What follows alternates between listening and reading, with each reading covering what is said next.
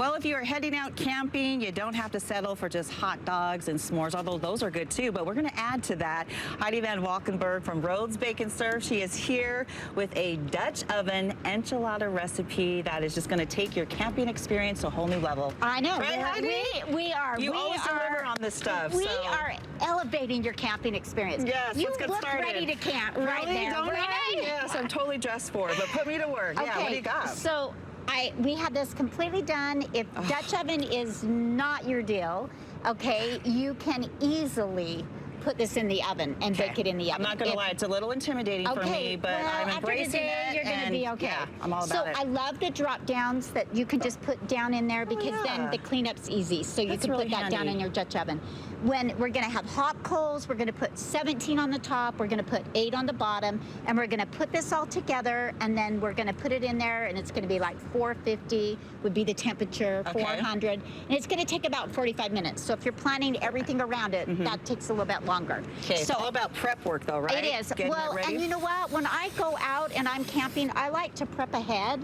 So I actually have mixed my meat, and I will put it in a Ziploc bag. And what this is your ground beef. Okay. And I mixed it with my taco seasoning and enchilada. Smells really good. Green chilies. Okay. We got our green chilies. So I put that in there, and I pre-do that. I can put that in a Ziploc bag. It's ready to go.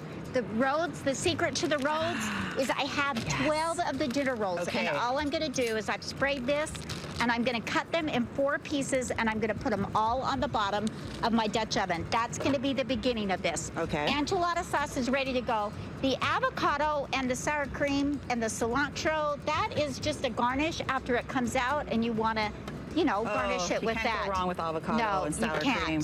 And we picked a good one. It's still looking good. So I'm just going to cut this up. We're going to layer this in the bottom. I guess I should have gotten this started. And these definitely need to be all thawed, ready to go? You know, or what would you say? They thaw really fast. They were almost frozen when we got here. So they thaw really fast. And so just line the bottom of this. Okay. And then it's a layering. What we want to do is layer all of this. And so the next layer is going to be your hamburger mixture that you've pre-made. Okay. And then your enchilada sauce that you can buy.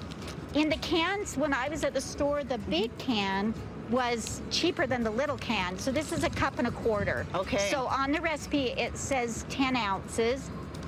That's a 1.25 cups. So really easy to do. And then, like I said, with baking the hamburger, pre-baking your hamburger, cooking that. Well, you can get the whole family involved when you're out doing this, right? If you want, you can do your hamburger in the bottom of the Dutch oven. If you do that, make sure you wipe it out. You don't want all that extra grease in the bottom of it. Gotcha. I sprayed this because it's a drop down, and I didn't want it to stick when I got it all done. Really super easy. I'm going to give you. Which do you need me to do? I want that. Where's this big spoon? Why don't you take this big spoon right here and put some on the plate so they can be looking at that. Dish this out so you can take a look at it. Yes. Okay, so you talked about the coals, like the, how do you determine the coals? Well, I want them hot, and they're going to change color on your coals. And then what you're going to do is it will look really good. Let's put this on top yummy. so you can see how it ends up. All right. So, and I'm just going to layer this over the top, just all like about this. The layering. Okay. And then the enchilada on there, the sauce, and then the cheese. Any mixture of cheese that you like. Just drizzle this over the top. Tons of that. And it's grated cheese. I used pepper jack, and I did mozzarella. Oh, I did the cheddar and pepper jack. That's my combination today.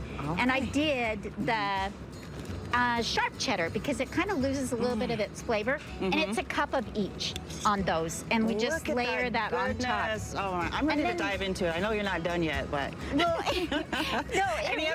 is there one mistake that people make when it comes to Dutch oven cooking? If you're new to this, well, there's probably 20 mistakes that people make, but I love the drop down in there because I think it makes it easier to clean up. Where can we find this recipe? You can find this on our website, and on our landing page on our website right now is outdoor cooking.